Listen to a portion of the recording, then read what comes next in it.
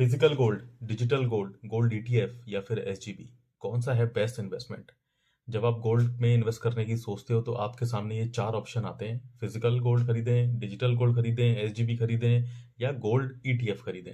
तो इस वीडियो में हम यही पता लगाएंगे और मैं आपको बताऊंगा आपके लिए कौन सा बेस्ट ऑप्शन है। तो सबसे पहले बात करते हैं फिजिकल गोल्ड, यानी कि ज्वेलरी, कॉइन्स, बार्स, ये सारी चीज़ें फिजिकल गोल्ड में आती हैं।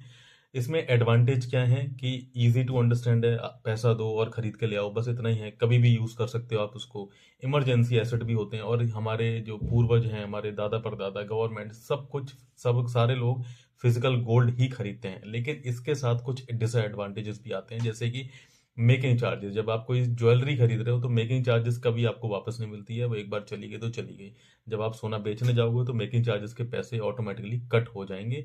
चोरी का रिस्क बहुत रहता है भाई, कई बार चोरी हो जाती है, घर में आपके सोना रखा हुआ है वो चोरी हो सकता है। स्टोरेज की प्रॉब्लम हो सकती है, कहाँ रखें, कैसे रखें, संभाल के रखना पड़े। तो फिजिकल गोल्ड में ये अपने एडवांटेजेस हैं और डिसएडवांटेजेस हैं।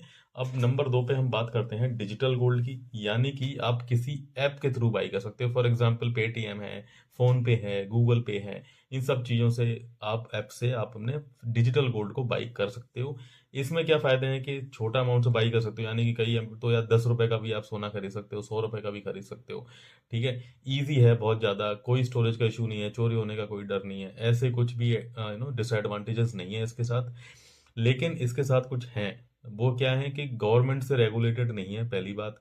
लॉन्ग टर्म के लिए रिस्की हो सकता है कि ऐप बंद हो सकता है, कि कोई गारंटी, क्योंकि रेगुलेटेड नहीं है तो रिस्क भी ज़्यादा होता है। चार्जेस कुछ हिडन हो सकते हैं कि जो आपको खरीदते वक्त शायद नहीं पता लगेंगे या बताए नहीं जाएंगे, लेकिन जब आप सेल करोगे तो शायद आपके सामने वो आएंगे। तो शॉर्ट टर्म इन्वेस्टमेंट के लिए तो ठीक है, लेकिन अगर आप सीरियस इन्वेस्टमेंट करना चाह रहे हो, लॉन्ग टर्म के लिए करना चाह रहे हो, तो digital gold is not that very good option for you. Number बात करते हैं 3 पे, कौन सा आ रहा है? गोल्ड ईटीएफ, यानी कि जो स्टॉक मार्केट में ट्रेड होते हैं। फॉर एग्जांपल निपॉन का गोल्ड वीज आता है, एचडीएफसी गोल्ड ईटीएफ आते हैं और तीन चार और गोल्ड ईटीएफ आते हैं। ठीक है, इसके लिए आपको क्या चाहिए? सिर्फ एक डीमैट अकाउंट चाहिए। एडवांटेजेस क्या है? ट्रांसपेरेंट प्राइसिंग है, यानी कमोडिटीज में अगर सोना या चांदी जो भी आप खरीद रहे हो, वो अगर 10-15% बढ़ा है तो सेम, ऑलमोस्ट सेम, मतलब 100% सेम नहीं, मतलब अगर वहाँ 10% बढ़ा है तो 9-9.5% ईटीएफ भी बढ़ता है सेम डायरेक्शन में। ठीक है, सारा कुछ ट्रांसपेरेंट है, लिक्विड इन्वेस्टमेंट आप की जाएगी, कोई स्टोरेज नहीं करना, कोई चोरी का डर नहीं है। लेकिन यहाँ पे भी कुछ डिसएडवांटेजेस हैं, वो हैं एक्सपेंस रेशियो आपका जाएगा, ब्रोकर के चार्जेस जाएंगे। ठीक है, क्योंकि जब आप सेल करोगे या बाई करोगे तो ब्रोकर अपना चार्ज लेता है वहां पे, और सेल करने के टाइम पे भी लेता है। ठीक है, तो ये थोड़े बहुत छोटे छोटे डिसएडवांटेजेस हैं गोल्ड ईटीएफ के। अदरवाइज आपको फ्लेक्सिबिलिटी काफी है, मतलब आपको आज बेचना है तो आज बेच सकते हो, मार्केट ओपन है, आप आज बेच दो, आज ही आपका पैसा अकाउंट में आ जाएगा। तो ये फ्लेक्सिबल ऑप्शन बहुत अच्छा है। चौथे नंबर पे हम बात करेंगे एसजीबी, यानी कि सॉवरेन गोल्ड बॉन्ड की। सबसे पावरफुल ऑप्शन है मेरे हिसाब से गोल्ड में इन्वेस्ट करने के लिए। वो क्यों है? क्योंकि जिस रेट पे गोल्ड प्राइस बढ़ रहा है, जिस परसेंटेज पे बढ़ रहा है कमोडिटीज में, अगर 10% बढ़ा है या 15% बढ़ा है, सेम आपको रिटर्न यहाँ पे मिलेगा, प्लस 2.5% का आपको आरबीआई एक्स्ट्रा इंटरेस्ट देता है, जो जितने के आप खरीदोगे। यानी कि जो वो बढ़ रहा है 15%, वो तो हो गया, और प्लस 2.5% और मिलेगा आपको एक्स्ट्रा उसके अलावा। तो सबसे बेस्ट रिटर्न आपको एसजीबी में मिलेंगे। तीसरी चीज, कोई स्टोरेज नहीं करना, क्योंकि ये फॉर्म अलग है, कोई फिजिकल या डिजिटल गोल्ड नहीं है, ये आपको बॉन्ड्स मिल जाते हैं इसके। तो इसका एक फायदा है कि चोरी वोरी होने का कोई डर नहीं है।